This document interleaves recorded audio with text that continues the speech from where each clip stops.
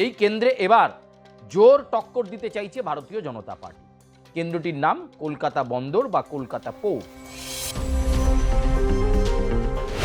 ফিরহাদ হাকিমের বিরুদ্ধে ভারতীয় জনতা পার্টির প্রার্থী কে সেটা এখনো ডিসক্লোজ হয়নি। কেন এত লুকোচুরি? কি কারণে এত দেরি করা হচ্ছে? কলকাতা বন্দরের প্রার্থী আসলে কে? কলকাতা পোর্ট বা কলকাতা বন্দর এলাকায় যাকে দাঁড় করানোর কথা ভাবছে বিজেপি, সেই নেতা ইতিমধ্যেই জেলে রয়েছেন।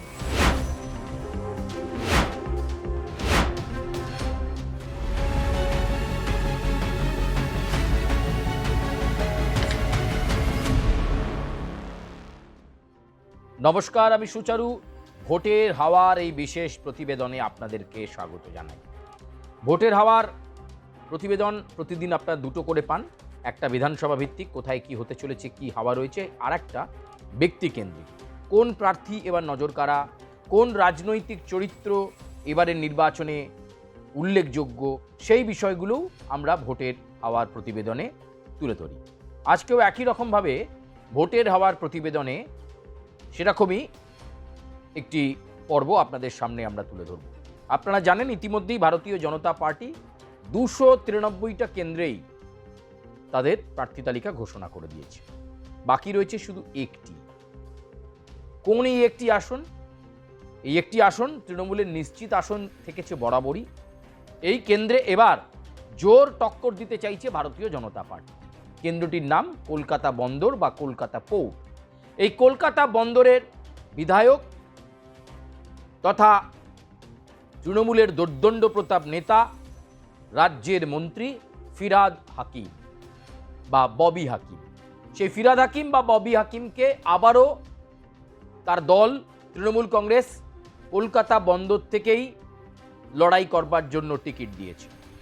তবে ফিরহাদ হাকিম শুধু নিজের কেন্দ্রে প্রচার করছেন না, ভবানীপুর কেন্দ্রে মমতা বন্দ্যোপাধ্যায়ের জন্য প্রচার করছেন, আবার নিজের কেন্দ্রেও প্রচারে ঝড় তুলছেন ফিরহাদ হাকিম।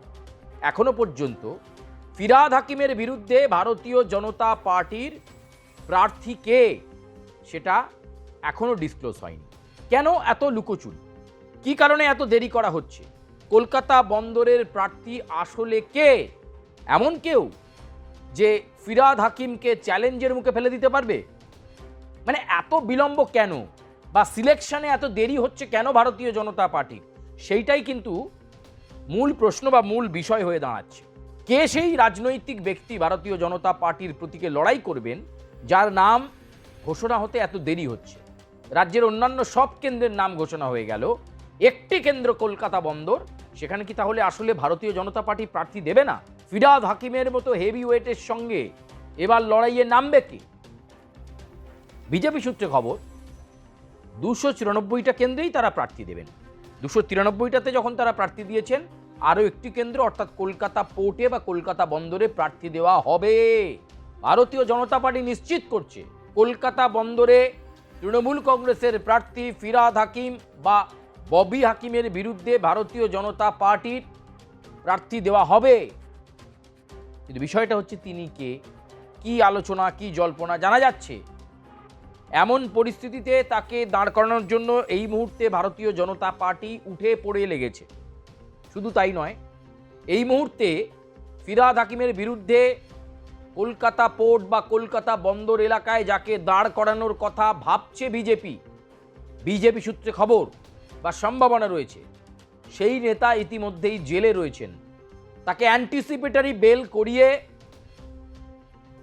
নির্বাচনে প্রতিদ্বন্দ্বিতা করানোর জন্য প্রস্তুতি নিতে শুরু করেছে ভারতীয় জনতা পার্টি। সেই কারণেই এতটা দেরি হচ্ছে বা এতটা বিলম্ব হচ্ছে। কিন্তু প্রশ্ন উঠছে, সেই বিজেপির প্রার্থী কে, যাকে তড়িঘড়ি অ্যান্টিসিপেটরি বেল করিয়ে তাকে আনা হচ্ছে সামনে? কে সে?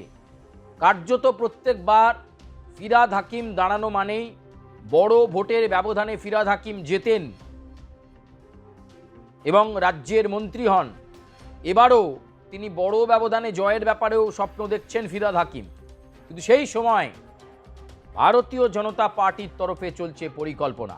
কলকাতা বন্দর আসনে এখনও প্রার্থী ঘোষণা না করে চলছে জোর কদমে প্রস্তুতি।